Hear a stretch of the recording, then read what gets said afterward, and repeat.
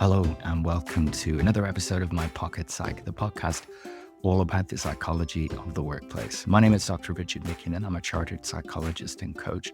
And this episode represents another in the series that we're calling Thriving at Work, which is all about how we can bring the evidence from the science of psychology at work to improve the experience of work for as many people as possible.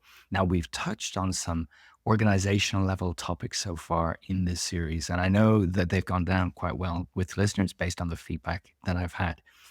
It's also been a criticism leveled at a lot of organizational well-being interventions that they sort of put the onus on the individual to look after their own well-being. Now, I don't want to sidestep that. I want to agree with that and say organizations also have a huge responsibility for creating good work and ensuring that jobs are doable, are manageable by individuals. But at the same time, there's a lot that each individual can do to look after themselves. And that's the topic for today. We're going to look at something that is called by most people self-care. Now, before we dive into that, a reminder that our brand new course, Thriving with Psychological Flexibility, is live. And the webinars, the interactive sessions that accompany that course start later in November. But of course, everything's going to be recorded and available for you to consume whenever is handy for you. Because I'm aware that people are signing up from all around the world and in different time zones. And we're going to run each of the 3 webinars at one point in time. You can find out all about it via the link below at WorkLifePsych.com/thriving with PsychFlex.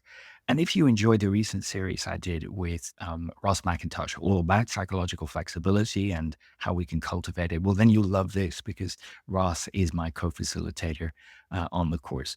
So you'll get the opportunity to work through some self-directed e-learning, which is a great opportunity to understand the core concepts that we're going to be working with and to reflect on your well-being, because that's the core aim of this course, to give you the tools that you can use to improve your well-being, whatever that means to you. And then you'll join us for some interactive sessions to learn how to put the skills into practice. So any questions about that at all, please don't hesitate to get in touch. I'm super excited to be launching the course with our first cohort this year. And of course, there will be cohorts across next year. But something to bear in mind, if you sign up for it this month, you're going to get access to the course for a full 12 months. So if your schedule gets in the way, if life pressures get in the way, you can revisit it as much as you want and participate in next year's workshops, all for the same initial price. So we want to make this as accessible and useful as possible. So hopefully I'll see you there. I'm really aware that when we talk about self-care or the phrases used, people can easily fall into 2 camps. Those that see it as that's a useful thing to do and I love to relax. And those people kind of roll their eyes because it sounds a bit wishy-washy. It sounds a bit soft. So what I really want to achieve in this episode is maybe to reset your expectations of what self-care could be for you. I want to share some kind of quality markers that I share with my own coaches when they're exploring this and they want to add to their self-care repertoire or routines. And I also want to flag up a few really common pitfalls that are worthwhile avoiding when it comes to self-care, because not everything that we might label as self-care activity is actually going to be good for us. So let's start at the beginning. What is self-care? In a recent blog post all about this topic, I shared a definition that the World Health Organization uses. So I'm going to read that now to share just how inclusive that is. So they refer to self-care as the ability of individuals, families, and communities to promote and maintain their own health, prevent disease, and to cope with illness with or without the support of a health or care worker. Self-care interventions can include medicines, devices, diagnostics, and digital tools. Self-care actions include practices, habits, and lifestyle choices. Now, that's the sort of area that I want to focus on. I am not a physician. I am not a digital health specialist. I'm not an epidemiologist. I can barely pronounce that word. But we do know that simple practices, simple habits, simple behaviors, and lifestyle choices can really contribute positively to our well being, whether that be physical, psychological, or social. So when I'm talking about self care with my clients, I don't use that extended definition. Instead, I talk about it as being anything that you do intentionally to invest in your well being, anything that's going to improve your situation, your physical, psychological, or social well being situation. And this is also very inclusive, but intentionally so, because I want to challenge my clients to think broadly and think creatively about what they can do to look after themselves. Now, that's not because they don't have access to other resources, but self directed and well-being behaviors can be really powerful. And if we start with the level of small practices, small habits, well, we know we can get a great impact, a great result from those over time. And if we start small, well, then we can contribute to a sense of self-efficacy, self-belief, rather than well-being is something in the future, or well-being is something that only health professionals can help me with, rather than that well-being is something that I look after through my self-care practices. So a really important point here, and something that I've observed in many discussions about self-care, and a lot of what's published in the, I'd say, popular press, self-care tends to emphasize pleasurable activities. In fact, maybe when you heard me say the phrase just a few moments ago, you conjured up a mental image of something really nice, really relaxing. A really common one that comes up in workshops is the mental image of someone easing themselves into a bubble bath, perhaps with a glass of wine in hand. And it's like, this is the reward for a really tough day at work. Now, I'm not here to say that bubble baths aren't self care, but also, you can probably see this coming. Also, a lot of what could count as self care could also be a little bit challenging, could also be a little bit uncomfortable in the moment. And of course, if we look at this whole topic through the lens of psychological flexibility, it means we can see the importance of doing what's helpful, even if in the moment it's a little bit tricky, it's a little bit uncomfortable. Because so many of the things that contribute positively to our well being aren't fun there and then. Things that relieve pressure and stress and worry, things that represent an investment for the future, things that remove the kind of pebble in our shoe that could potentially cause us bigger problems.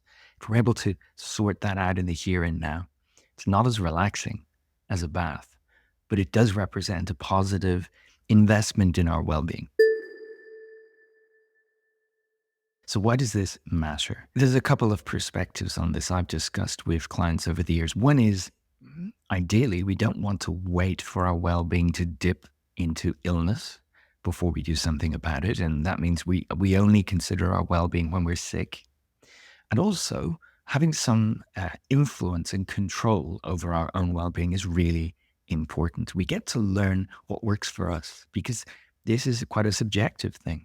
I don't have, unfortunately, a checklist to give anyone that says this is your self care. What works for one person may not for another. So this is about self awareness. We learn what works for me and how does it feel to do this and what is the result I get from this. So there's an empowering element to this as well. So we're on an ongoing basis making investments in our well being and not just thinking about well being when we're sick. Because as I've said throughout this series, well being is far more than the absence of illness. Well being is the other direction as well, how much we're thriving. And it's not just one aspect of well being. You may be disease free, illness free, but if you're feeling lonely and disconnected from colleagues at work, could you really say that you're thriving?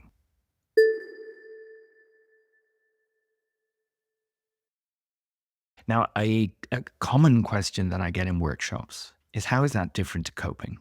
We do things to look after ourselves when times are tough. So, how is coping different from self care?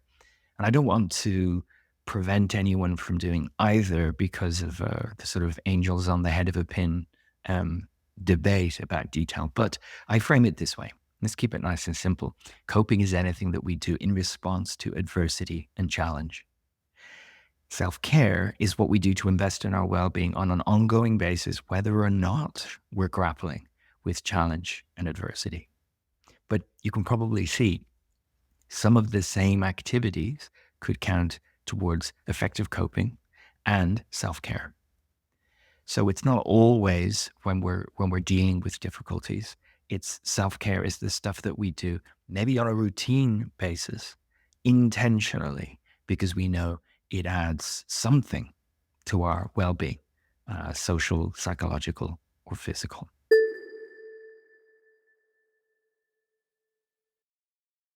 So, what does good self care look like? I said a moment ago that it's a very subjective experience, that what's going to add to your psychological well being may not contribute to mine. Now, there are certain things that we know most definitely detract from our psychological well being, specifically at work. And I'm going to share a link to a blog post where I explore those very essentials that the employers, organizations need to have in place to contribute to good work, because we know that their absence contributes very clearly to stress, which erodes our psychological well being and in time our physical well being as well. So it's useful to be intentional and clear about what we count as self care. And I've got three, I call them quality markers, that I share with my clients. These are not rules, these are principles. These are, to what extent does this behavior, does this routine or habit fulfill this? And as I explain them, hopefully you'll be able to see how they contribute positively, or how they could contribute positively to what self care could look and feel like. First of all, authenticity. This is the word that I use to cover a couple of points, really. Authentic self care implies I really understand how this activity is going to contribute to my well being. I'm not doing it just because I've read about it on the internet or because someone I know does it.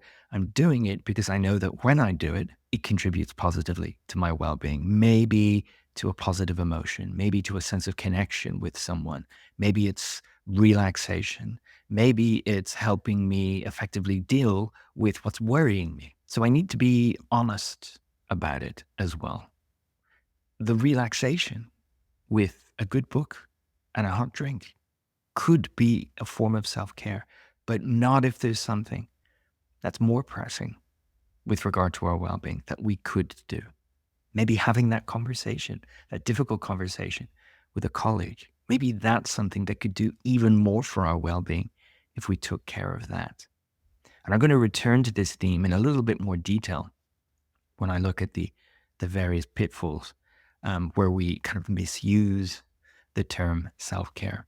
But the step check here is, does this authentically make sense to me? Is it authentically something I want to do because I know that it works for me? This means that we're engaging with life as we find it, not as we want it to be. We're not ignoring glaring things that need our attention. We authentically believe and understand that what we're doing does genuinely improve our situation. The second of these quality markers I call sustainability. And if you've heard me talk about coping in the past, you'll know that that's really important, that whatever we're doing to cope with adversity doesn't make our situation even worse in some other way. So when we think of self-care activities and routines, it needs to be something that you can continue to do over time without causing more problems than you're solving. So something could be really pleasurable, but actually over time it's going to erode your physical well-being or even your social well-being. So the typical suspects here would be an over-reliance on substances, food, sugar, caffeine, alcohol. If that's your primary go-to self-care activity, that will put a dent in your well-being over time. So is this thing something I could do over time? And I know it's contributing to my well-being in one way, and it's also not detracting from other aspects of my well-being. I mean, caffeine and alcohol are great examples of where they could be part of our routine. And at the same time, they are detracting from something super important like our sleep. And sleep is one of the cornerstones of our well-being. Self-care activities need to be a good fit for your context. In part, this covers off the point that is a personal bugbear of mine, which is, lifestyles of the rich and famous. Here is Beyonce's morning routine. Here is this neuroscientist's morning routine. Here is what so-and-so does with their weekend. That's them. That's not you. That's not me, for sure.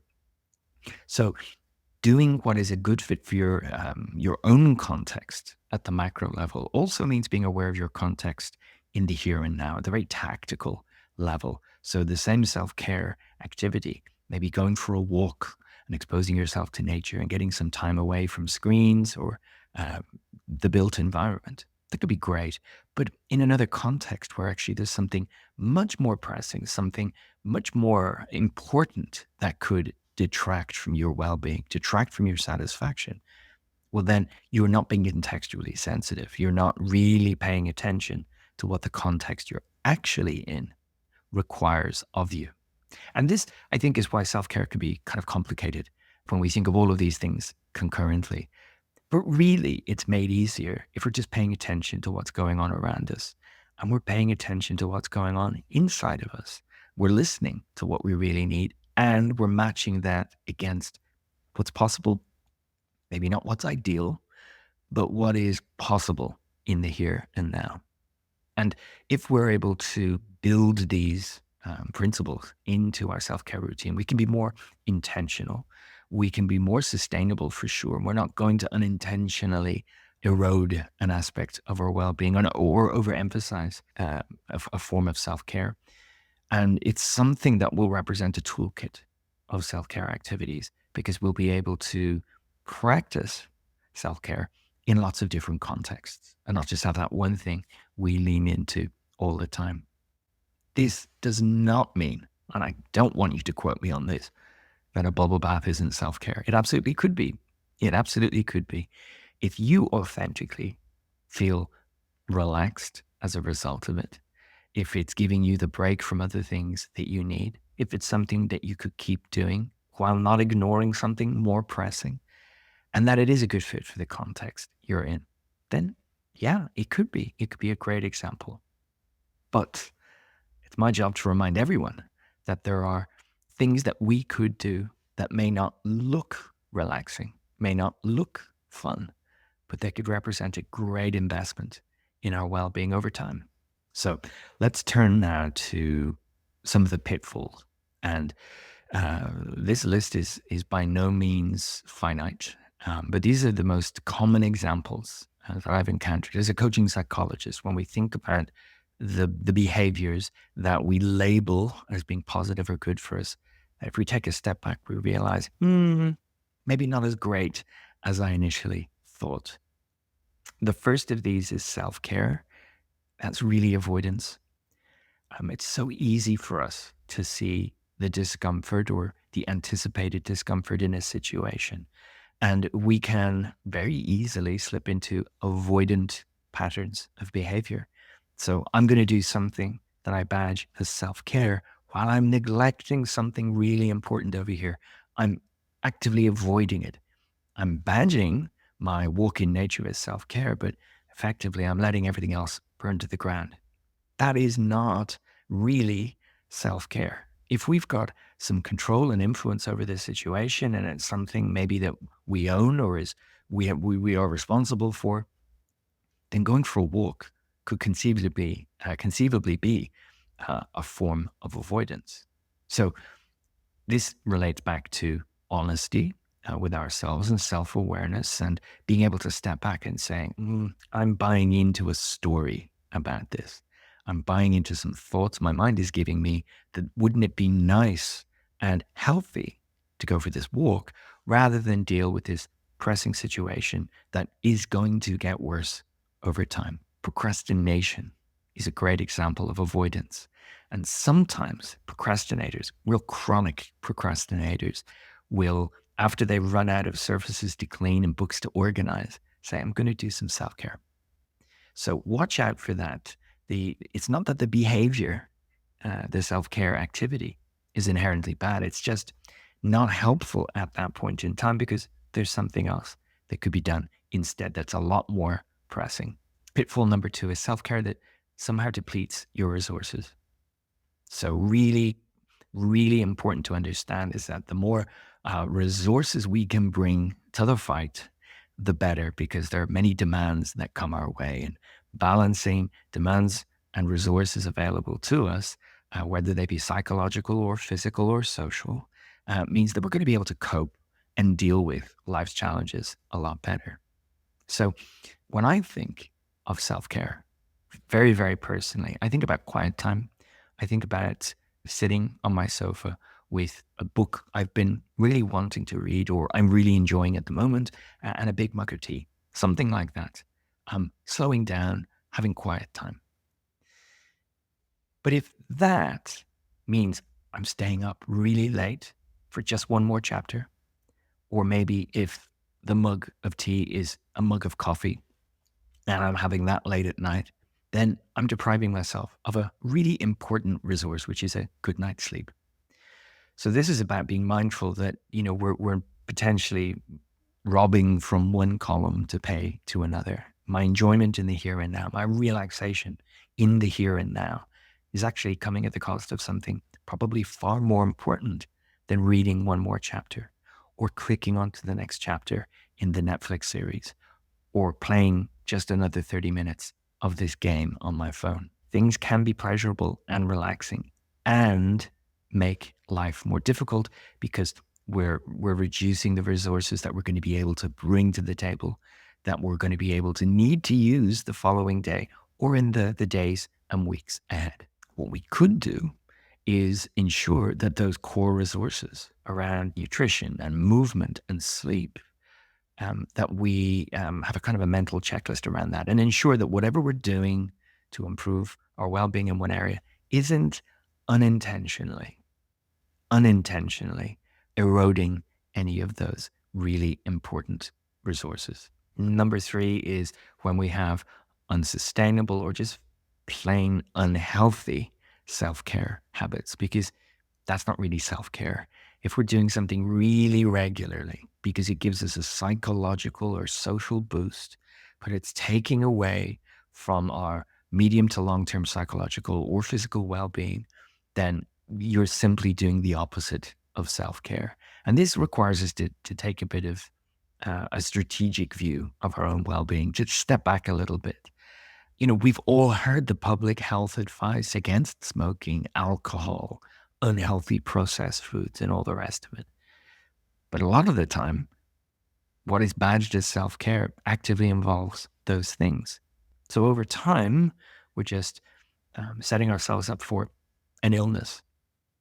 So when we think about what we can do for our self-care, we need to ensure this is something that we can continue to do. I'm going to link to a video in the show notes all about coping to better explain this sustainable versus unsustainable distinction. But in my experience, this often goes with just having one or two self-care activities. So we need to broaden that toolkit and ensure these are things we can do for the long term. Another pitfall that I see a lot in my client base is self-care that actually looks a lot like their day job. It's a lot like work. Hobbies and pastimes are really good for us, but it's less helpful if those hobbies look a lot like our jobs. If you think about the hours you spend at work and the activities you're doing at work, it could well be that you're taking those skills and you're taking even those same tools and you're using them as part of your hobby. So it's not necessarily me saying, watch your screen time, but it could be that you're using the same computers or tablets or phones or core skills to engage in a hobby, and those lines can begin to blur. So it's useful to ensure that your self-care is sufficiently different from what you do for a living, and all of the other factors apply here as well, that it's sustainable, that it's authentic, that it's not avoidant. Activities that we consider a break or hobbies or pastimes that can draw on different qualities and overlap with our daily work, activities and responsibilities. That's what we should be looking for. And I'm going to link to an interview with Dr. Kira Kelly on the podcast from some time ago, all about leisure and rest and recovery. I think you'll find some great ideas in there. Now, specifically, we looked at doing that when working from home, but you can generalize that into how could I ensure that this stuff I consider self-care isn't just replicating what I do for work. Now, the final point I want to flag when it comes to these pitfalls is not hugely common, but it does happen from time to time. And that's when people use self-care. I'm not going to do air quotes, but picture me doing air quotes, using self-care as an excuse for their behavior. So that could be absenting themselves from something they've agreed to attend, disappearing, not fulfilling their obligations, not following through on their commitments, or just absolutely letting their emotions out as and when it feels good. And they're just labeling that kind of immediate knee-jerk, sometimes thoughtless response as self-care, because exploring the alternatives is really uncomfortable. The alternatives are often, I've overloaded myself. I've overcommitted. I can't face the discomfort of this. I need to do something else. But it's being labeled as self-care. And I think all that does is erode the social value of this phrase. And I think it contributes to a lot of people's cynicism when they hear self-care. So we've all got responsibilities. We've all got commitments. But we can also think proactively about how we can avoid overwhelming ourselves, how we can avoid that overcommitment. So I'll put a link to a video about that as well in the show notes. I'm conscious that maybe this is approaching doom and gloom tone around this time, but all I'm seeking to do here is to reappraise self-care as a concept, get you thinking broadly about what you consider self-care and see, does it pass the sniff test here? Is it something I can keep doing? Is it something I authentically engage in because I know it works for me? Is this self-care not at the cost of something much more important and much more pressing? And is it something that, yeah, when I do it, I feel better, or I know it is going to help me feel better? I would love to hear from you, your tales of self-care, your examples, what works for you, or maybe the little experiments you're trying to see. Is this something that works for me? You can always send me an email, podcast@worklifepsych.com. If you're watching this on YouTube, of course, leave a comment below. Love to hear from listeners and viewers. I hope you found it useful. If you have, share this with someone in your life that you think could benefit from this. But for now, thanks for listening.